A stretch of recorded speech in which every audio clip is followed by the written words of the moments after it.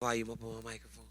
DC, former two-division champion, right? We got a guy trying to do the same thing. Give me an idea. I mean, Israel seems like the most confident human being on the planet, right? But is there some kind of mental doubt, some kind of, mentality that he's going to have to, overcome when you're stepping up a weight class? I don't think that the doubt or any of that stuff is present right now because normally, listen, most fighters have a little bit of doubt. There's like, I hope, but the moments that he'll think mostly about this stuff is the private moments when he's by himself tonight, when the coaches are all gone, the quarantine has started, and you're in there by yourself thinking about how big a moment is on is right at your fingertips. So he is confident. This is a guy that doesn't doubt himself much, but this is a big ask, man, and it's in those quiet moments though. Tonight when it's 11:30, 12, you can't sleep, knowing that you have a full day. Middle of the day tomorrow, after you get up, before you head to the arena.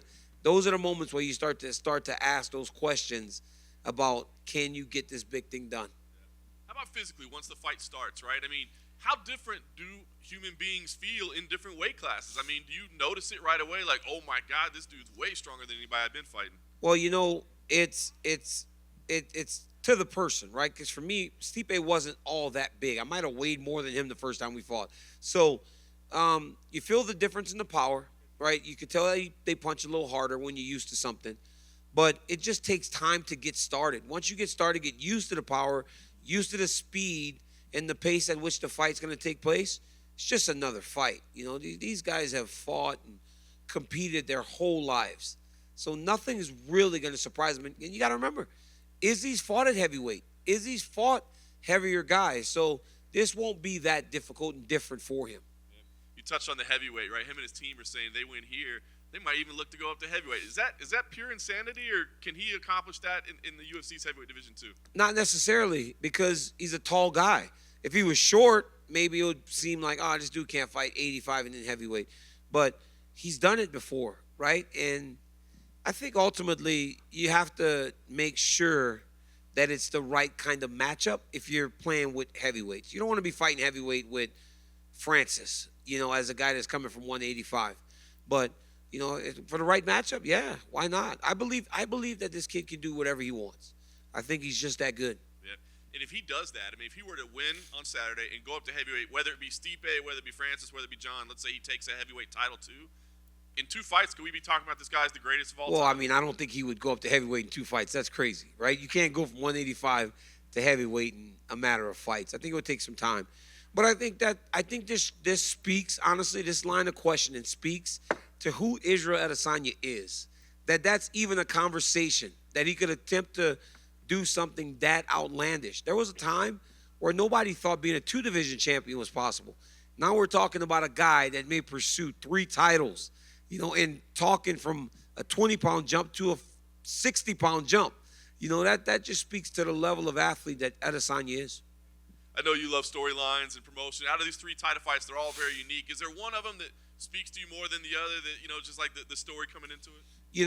I love the two division champion story.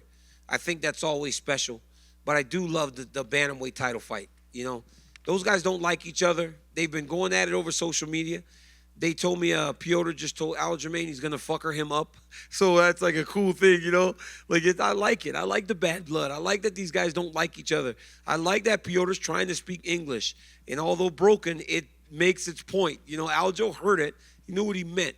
So I love this fight, man. I love the style fight. I love the differences in where they're from. I love the different approaches in fighting. I just think there's so many layers to this bantamweight title fight that you cannot sleep on it. Last thing for me, and I think I might know what you're answering here, but the three title fights everybody's talking about, but there's 12 other fights as well. Is there a name on there that stands out to you that we need to be paying attention to? And I think I might know who it is. There are a lot of guys, but Makhachev and Dober. I know you guys call me a homer, for my guys, but I've seen this kid work for so long, and he's so good, man. I think that consistency, if Islam can get out in front of people consistently, then you will start to appreciate what he is. Remember, same thing with Habib. Habib was hurt for years and years and years, and then Ramadan and all the other reasons why the guys go away. But the moment he was consistent, he became the greatest fighter in the world. And I think that Islam has a lot of those same traits. Hi, Daniel. Do you look at this fight in the main event and think, for Israel, it's almost perfect he's coming off the Paulo Costa fight, right? Because that's a big, heavy hitter who is also massive at middleweight. And if you look at stylistically, him and Jan kind of seem similar. Is that the perfect fight to come into? You know, you look at Paulo Costa and you think that because of the size, it could be comparable. Jan Blachowicz is a whole different animal. I mean, I watched Jan Blachowicz knock out Dominic Reyes going backwards with his offhand. That speaks to the power of who Jan Blachowicz is. This guy landed that right hand against Corey Anderson. Corey went to sleep. He landed that uppercut on Luke. Dude went to sleep, but that was his power hand. Then he goes and knocks out Dominic Reyes with a left hand, the offhand. So there is no equal to him in that sense in terms of who Izzy has seen in the UFC. He hasn't felt the power that he's going to feel on Saturday night if Jan's able to land. So while you may say there's similarities, this is a completely different fight because Jan just fights a different way. He's going to plow forward in a smaller octagon, trying to get at a smaller guy in Israel Adesanya. Yeah, you kind of speak me to the punch there. If you look at his cage, do you think it favors Blachowicz? I do believe it favors Jan. It's easy. It will be easier for him to set traps. You know, there won't be as much space for Izzy to operate in. For Adesanya, even though he has proven to be extremely tough, right? We saw him go through the 5th round with Gastelum when he was beat up a little bit. We saw him deal with Robert Whittaker in the fashion that he did, where he stood in there. He stood in there with Paulo Costa, but there was space if he needed it. In this octagon tomorrow night, he will be forced to stand with Jan in much closer vicinity than he probably needs to or wants to. And last thing for me, if you get to decide you can book John Jones versus Israel, do you do it at light heavyweight or do you do it at heavyweight to make Israel really chase that glorious moment? Man, let me tell you something. These guys seem to be on a collision course, right? I know what that feels like. You know, I know what Izzy feels. It's frustrating. You want to get your hands on the guy. But ultimately, if you're Team Adesanya, you don't give him all the advantages, right? You make him, if he's gotten so big, you make him come back down, right? We didn't fight at heavyweight when I was undefeated. He said it, and I did it. Come down to me. If you're going to talk so much, come down to me. So I went down to the weight class that he was performing in. Izzy needs to make sure that he doesn't give any of the advantages. And he won't. He's smart. His team's smart. He's going to fight him on his terms. And I think that's why you see a lot of the reactions from Jones, because he has a guy now that isn't willing to dance the dance that he wants to dance. Izzy's going to do what he wants. And that's the approach he needs to take. Just to follow up on that, do you think it says something? Do you think Israel could have learned from your rivalry with John? Well, I don't think he learned from me because, like, there's nothing to learn from me. I did it all wrong, right? I went to the playing field that he won and I lost the fights. So, yeah, don't learn from me. But I mean, in terms of getting a reaction from John, it's like anytime Israel does something, he gets a reaction from John. And John does the same thing with you. Like, anytime you say something, you see John react to it. Yeah. I think Israel looks at that and goes, well, I can get under his skin really easy. I just need to poke the right places and get him to react. Well, I think you're looking at a new different type of athlete, right? Adesanya is one of the internet age kids, right? They go and find things and they say it. You know, it doesn't need to be proven as fact, but they will say it. And I think that annoys Jones. And honestly, man, like, I try not to say and talk about Jones much because it sounds like I don't like the guy, which I don't.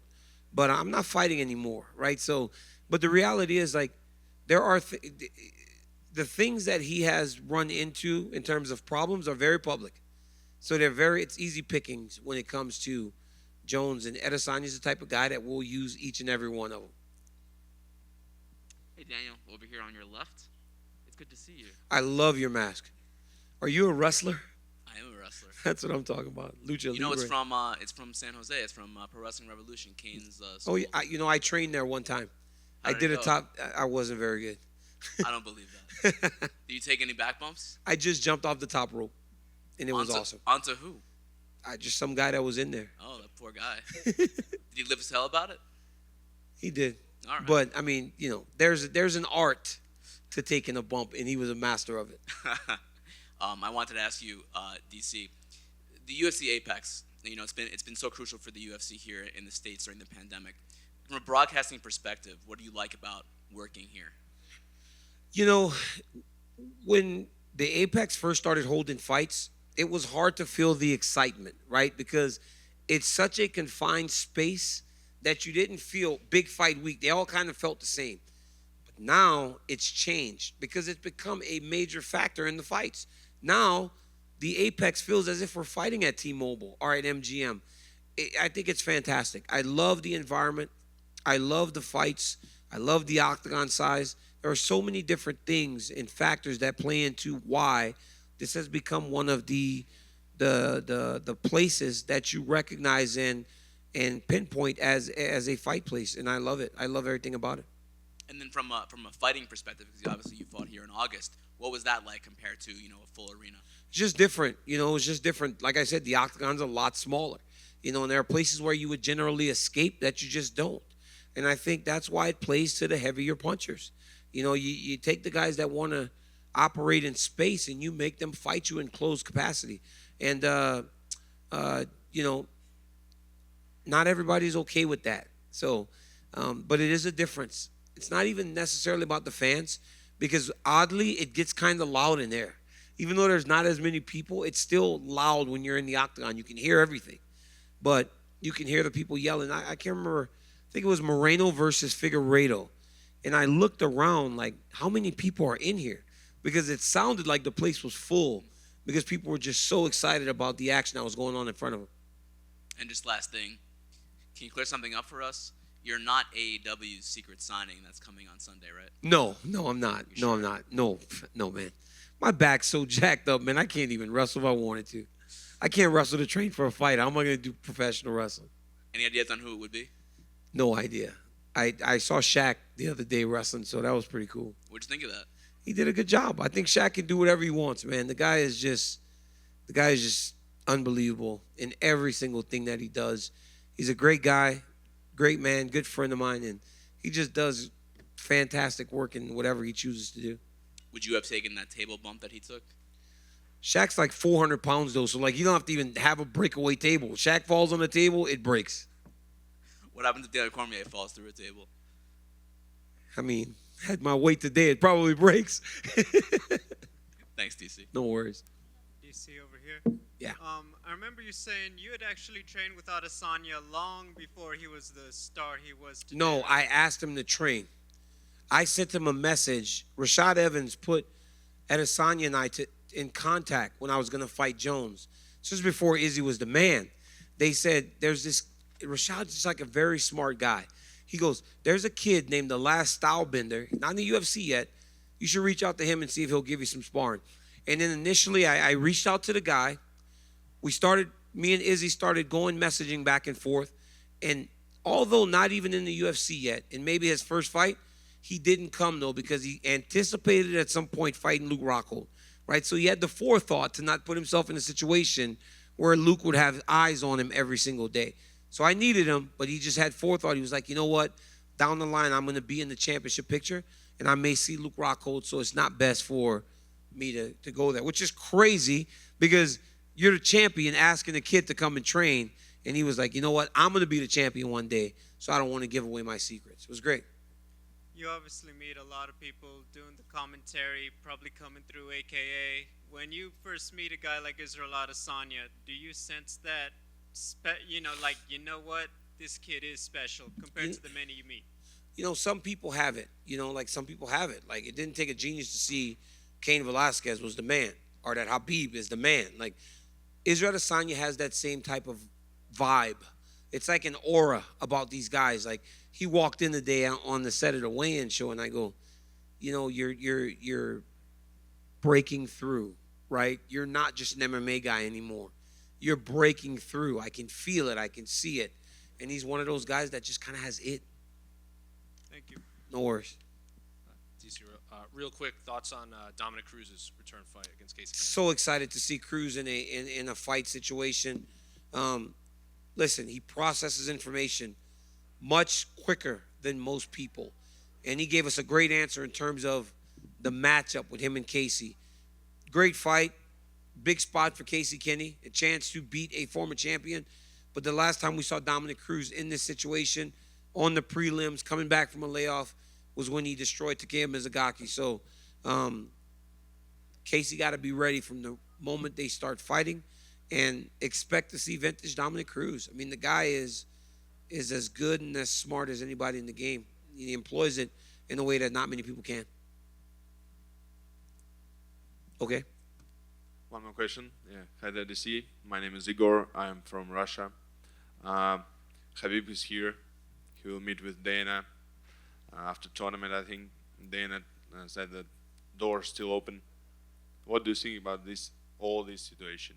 You know, if, like I said last time, if Khabib agrees to see you and discuss it, you continue to do it. You continue to do it until eventually there's just no other option, because he's one of the biggest stars in the whole world.